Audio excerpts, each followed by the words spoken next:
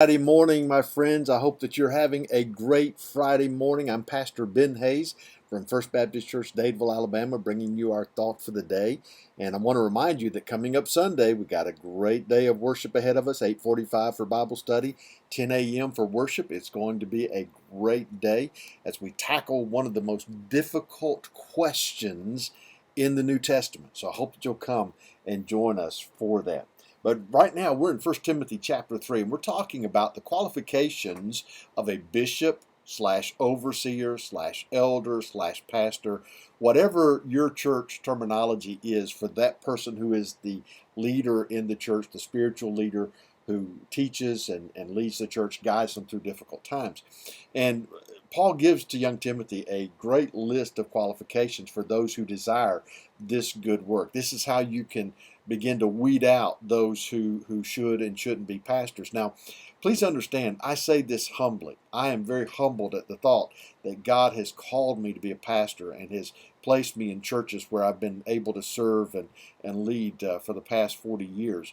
It's not something that we do on our own. Most of us, we find ourselves in this position where we cannot find peace unless we are serving as the pastor of a church. And that's one of the keys about doing this. Because I'm going to tell you, there are a lot of those guys out there who are serving as pastors. I'm not one of them.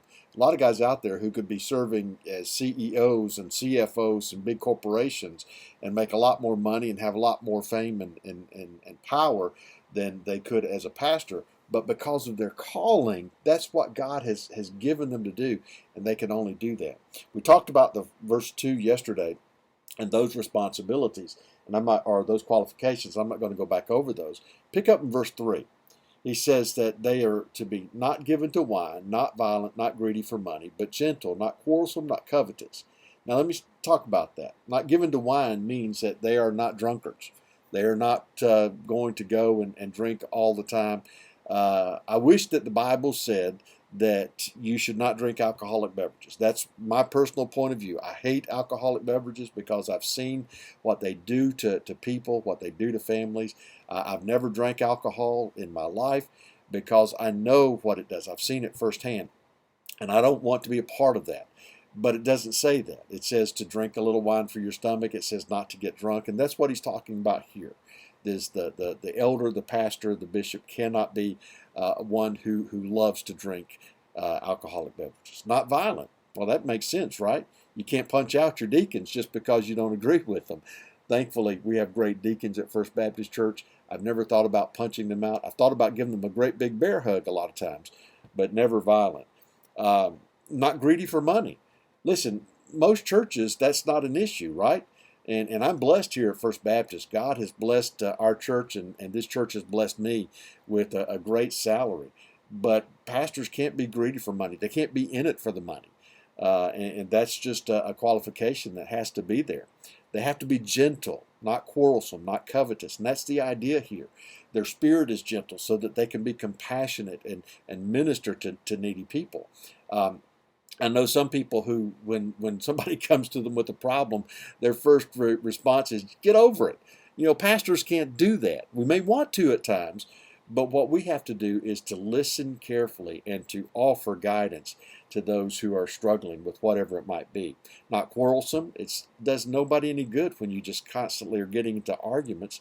Not covetous. It means I don't want what you have. And there is that temptation for pastors to look around at their flock and say, man, I would love to have what that person has, and do what might be necessary to obtain that in ways that are not proper. Pastors can't do that. Must rule his own house well. Well, listen, if the kids are unruly and they don't listen, they don't behave, then how in the world can he be qualified to lead other Christian parents to raise their children? The children have to be in submission with all reverence. Doesn't mean they're perfect. My girls weren't perfect. They were great. I love my girls, and they were great pastors' kids. But they lived in kind of in a glass house all of their lives, and they understood that. But we made sure they knew that the reason we want them to do the right thing is not because they're the pastor's kids, but because they're God's kids. That's who they're responsible to. And they're to do that in submission with all reverence. And of course, I mentioned that in verse 5. You can't rule your house well. You can't rule the church of God or lead the church of God well. Not a novice, lest being puffed up with pride, he fall into the same condemnation as the devil. Can't be a new Christian. New Christians must not become pastors. They need to grow in their faith before they become pastors. And this is a problem with a lot of churches. As soon as someone becomes a Christian, they put them in leadership positions. And ultimately, it doesn't work out well.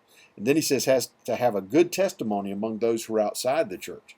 Well, if the world doesn't think your pastor is a good guy, if they can't look at him and say, man, he's doing good stuff, we love him, we think he's a great person, they're never going to come to your church. And because of that, he's going to fall into reproach. People are not going to like him. People are not going to want to be around him. And that leads to some very difficult issues. Man, I went through that fast. Hope you got it. And I hope that I'll see you on Sunday. Be blessed.